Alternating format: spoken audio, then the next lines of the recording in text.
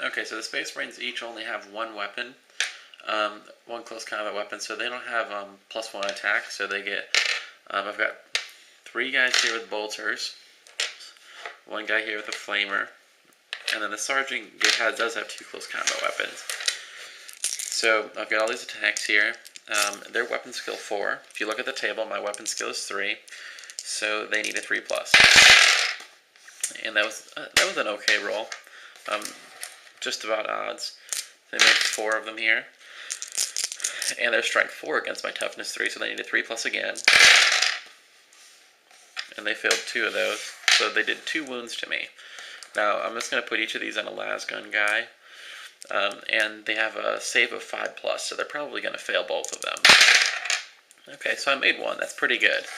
So I lose 1 lasgun guy. And on to the turn where I fight back now. I've got 1, 2, 3, 4, 5 lasguns. 6, 7, 8. So a total of 8 normal guys. So I get 8 attacks.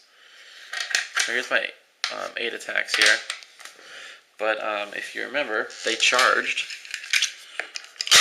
And when you charge, they get +1 attack apiece. So I'm going to get 1 more attack for each of them. So here's 16 of my attacks. And the Sergeant will have to go last because he has a Power Fist. And a Power Fist makes you strike at initiative 1 instead of 3. Now, if you remember, I have weapon skill 3 against 4, so I need a 4+. This was actually a kind of bad roll.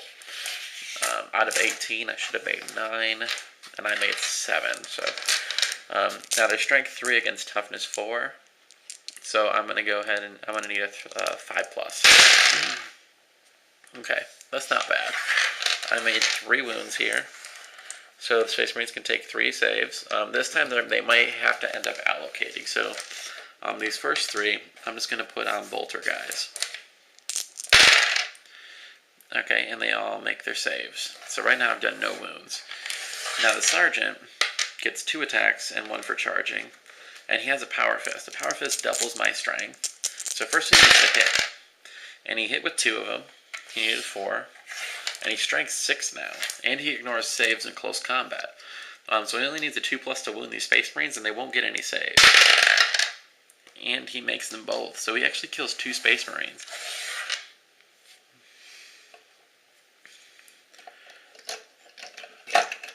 Now, since the 3 bolters were the ones that took the first saves, the next 2 wounds had to go into the Sergeant and the guy with the flamer. Unfortunately, the next 2 wounds were power weapon wounds. Now, if this was an experienced Space Marine player, he probably would have put some of the other wounds on the Sergeant because he knew the Power Fist would be attacking. I'm just doing it this way to show you how allocation of wounds goes. So I actually killed 2 Space Marines, and he killed 1 Guardsman. So he lost the combat, the Space Marines did. So the Space Marines now have to take a leadership test. So their leadership is 8, so they take 2 dice and roll their leadership. Since they lost the combat by 1 wound, they have to take a leadership test at -1. So they got a 6, so they passed. They would need at least a 7 or lower. And so we all pile into combat.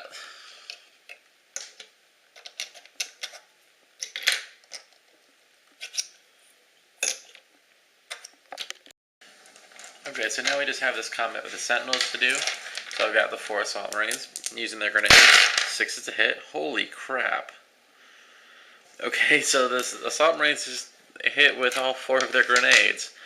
A very unexpected thing to happen.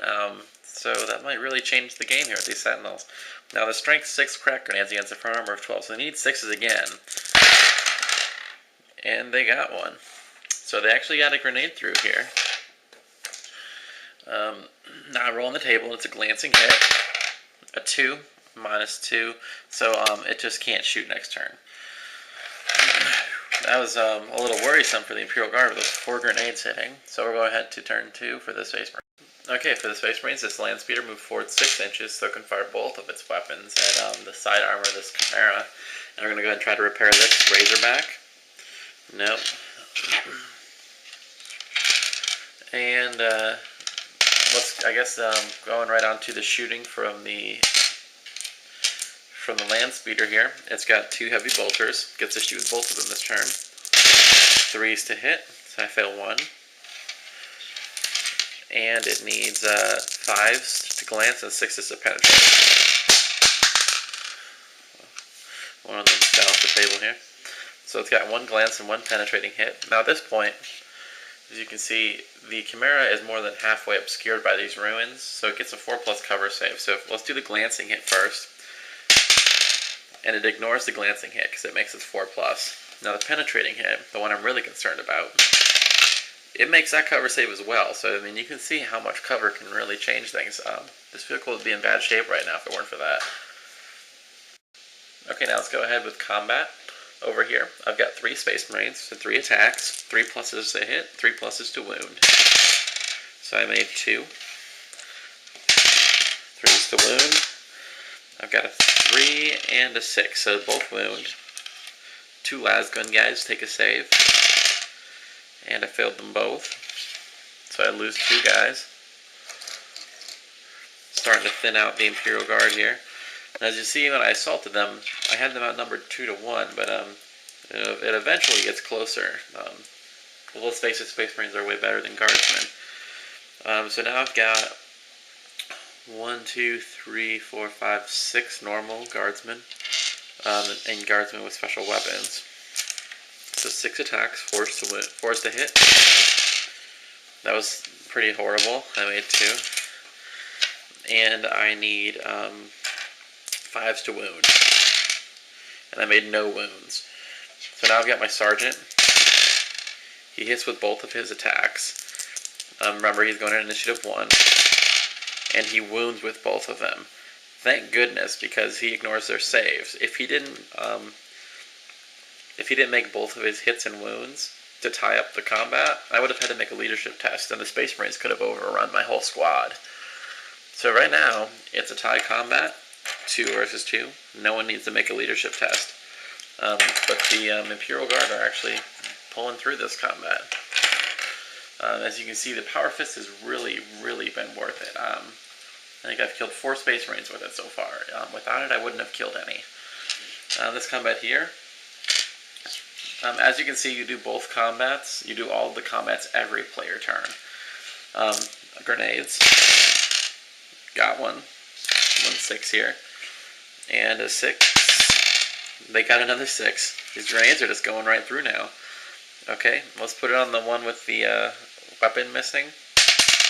And it's a glancing hit. -2 is a 3, which is another weapon destroyed. So it's an immobilized result. The way this works is if all the weapons are already destroyed and you get a weapon destroyed, the vehicle becomes immobilized. If the vehicle is immobilized and you get another immobilized result, then it becomes weapon destroyed.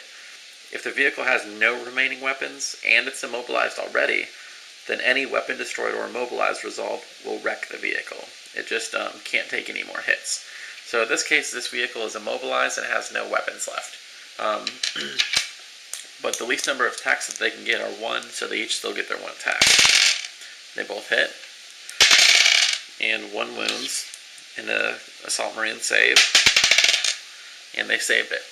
And now walkers don't have leadership. They're vehicles, so they never fall back. So they don't have to make any sort of test. And we'll go on to turn 4.